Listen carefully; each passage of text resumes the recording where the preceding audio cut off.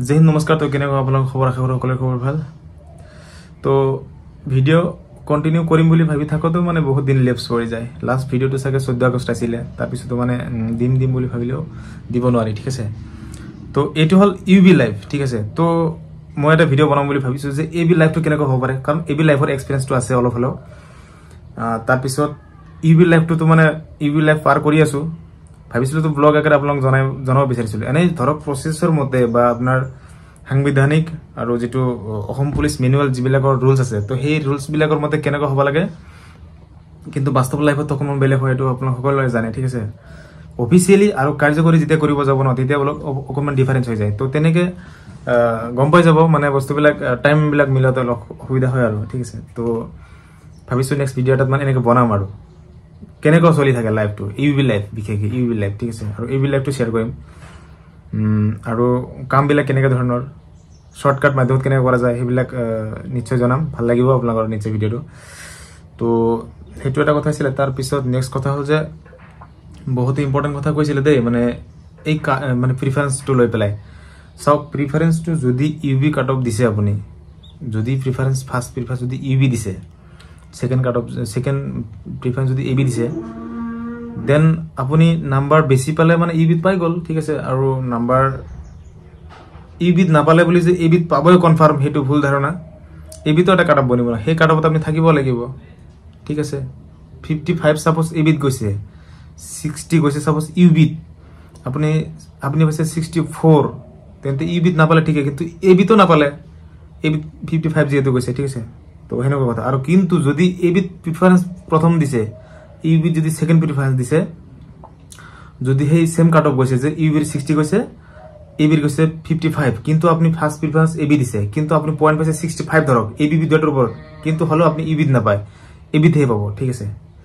আৰু কিছুমানে ভয় কৰিব নালাগে যে এবিত দিছো মানে এবি পাই যাম কাৰণে বেয়া নেকি। গতিকে বৰ্তমান যেটো সিচুৱেচন দেই, মানে এবি বহুত মানে ভাল বুলি ক'ব লাগিব। এবিৰ জব প্ৰফাইল লাইফষ্টাইলটো মানে মই নিশ্চয় জনাম দেই নেক্সট ভিডিওত, মানে ট্ৰাই কৰিম। তো এইটো ভিডিওৰ পিছ কিন্তু কাটৰ ভিডিওটা আহিব দেই, মানে কমপ্লিট বাকি যিখিনি আছিল ইউবি ডিস্ট্ৰিক্টৰ ক্লিয়াৰ, ইউবিৰ কাট অফ ক্লিয়াৰ। নেক্সট পার্টত এবির ভিডিও আনিম, ঠিক আছে। আর এবির ধরক মানে বহুত লং হৈ যায় দে, লং হলেও আপনার কমকে দিম বাৰু, ঠিক আছে। তো তাৰপিছত আৰু এটা এই ভিডিওটোৰ জৰিয়তে মানে আৰু এটা ইম্পৰ্টেণ্ট কথা জনাব বিচাৰিছো যে যেতিয়া মই ইউটিউবৰ ভিডিও বনাবলৈ ফাৰ্ষ্ট ষ্টাৰ্ট কৰিছিলো ট্ৰেইনিঙৰ পৰা, ঠিক আছে, যোৰহাট তিতাবৰৰ পৰাই। তেতিয়া মোৰ লগৰ এজন আছিলে শৰীফুল ইছলাম। তো তেওঁক মানে সবেই জানে, প্ৰায় অলমোষ্ট মানে মোৰ যিখিনি ভিউৱাৰ্ছ বা ফলোৱাৰ্ছ আছে সবেই জানে। তো একেলগে ভিডিও বনাইছিলো, মোক বহুত মানে সাপোর্ট কৰিছে সব, মানে একেলগে ভাল লাগিছে। আৰু মানে স্টাৰ্টিং স্টেজত কেনেকৈ হয় আপোনালোকে সকলোৱে জানে, যিকোনো বস্তুৰ স্টার্টিংত, ঠিক আছে। এতিয়া মানে ইমান এটা লাজ নালাগে বা ইমান হে নালাগে, ভাল লাগে আৰু কাৰোবাক কিবা এটা হেল্প কৰিব পাৰিছো বুলি ভাবিলে ভাল লাগে। তো তেনেকে স্টার্টিং স্টেজত কোনো সাথ নিদিয়ে, মানে লগ নিদিয়ে। তো তেনেকে শরীফুলে মোক বহুত লগ দিছিলে। আৰু তেওঁৰ মানে চেনেলৰ লিংকটো মই ডেসক্ৰিপশনত দি ৰাখিছো, আৰু এইটো হয় তেওঁৰ চেনেলৰ লোগো। আৰু বিশেষকৈ ৰিটাৰ্ণ স্পেচিয়েল হ'ব, ৰিটাৰ্ণৰ কাৰণে বহুত মানে আপোনালোকে হেল্প পাই যাব। আৰু যিসকল হয়তো মানে এইবাৰ অলপ মানে কাৰণে ৰৈ গ'ল আৰু নতুনকৈ যিবিলাক আহিছে সেইসকলে মানে নিশ্চয় বহুত মানে ফ'ল' কৰি ৰাখিব, বহুত ইম্পৰ্টেণ্ট হ'ব, ঠিক আছে। তো লগ পালে ভিডিঅ' আহি যাব একেলগে কেতিয়াবা, কিন্তু বেডলেণ্ড লাইফ হ'লে কিন্তু লগ পালো হয়, ঠিক আছে। ইউবি লাইফ কাৰণে তেনেকৈ লগ পোৱা নাযায়, ডিষ্ট্ৰিক্টৰ বস্তু ডিষ্ট্ৰিক্টতে ছেটেল আৰু তেনেকুৱা, ঠিক আছে। তো এইটো ভিডিঅ'ৰ মাজত আৰু এটা কথা ক'ব বিচাৰিছোঁ যে যোৱা লাষ্ট ভিডিঅ' যিটো আছিলে, তো তাত মানে সকলোৱে কৈছিলে যে আপুনি ডাইৰেক্ট কিবা কানি কৈ দিছে। হয়, একচুৱেলি কৈছোঁ, মানে যিটো বাক স্বাধীনতা আছে ন, সেইটো যদি আপুনি ক'ব নোৱাৰে, তো সেইটো সংবিধানত যিটো দিয়া আছে যে বাক স্বাধীনতা, তো সেইটো থকাৰ পিছতনো আপুনি কিয় ভয় কৰে। সঁচাক যদি সঁচা, মিছাক যদি মিছা বুলি কওঁতে ভয় কৰে, তেন্তে আপুনি নিজক কি জবাব দিব, হয়নে নহয়? নিজেই এবাৰ সুধি চাব যে আপুনি কি কৰি আছে।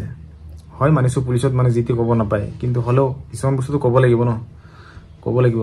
আৰু এই বাক স্বাধীনতাটো মানে যিটো আপোনাৰ আৰ্টিকেল 19(8) যিটো উল্লেখ আছে, তো তাত আপোনাৰ কি হয় মানে সেই স্বাধীনতা মানে সেই ৰাইট টু স্পিচটো মানে কেৱল ব্যক্তিগত স্বাৰ্থ সিদ্ধিৰ বাবে হ'ব নালাগে, ঠিক আছে। বা কাৰোবাক উচতনিমূলক কথা কোৱা, কাৰোবাক মানে বঢ়োৱা দিয়া, সেইবিলাক হ'ব নালাগে, ঠিক আছে।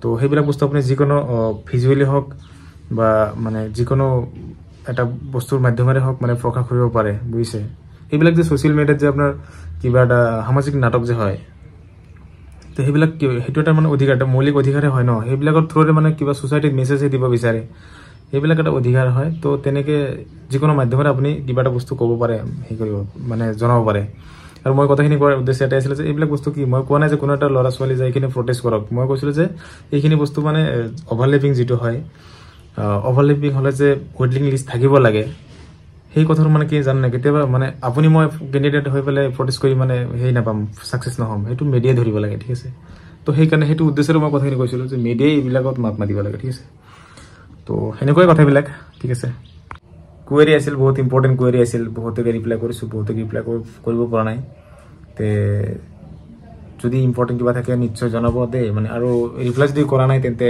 দেন চৰি ঠিক আছে তো ভিডিঅ'টো চোৱাৰ বাবে বহুত বহুত ধন্যবাদ জয় হিন্দ জয় ভাৰত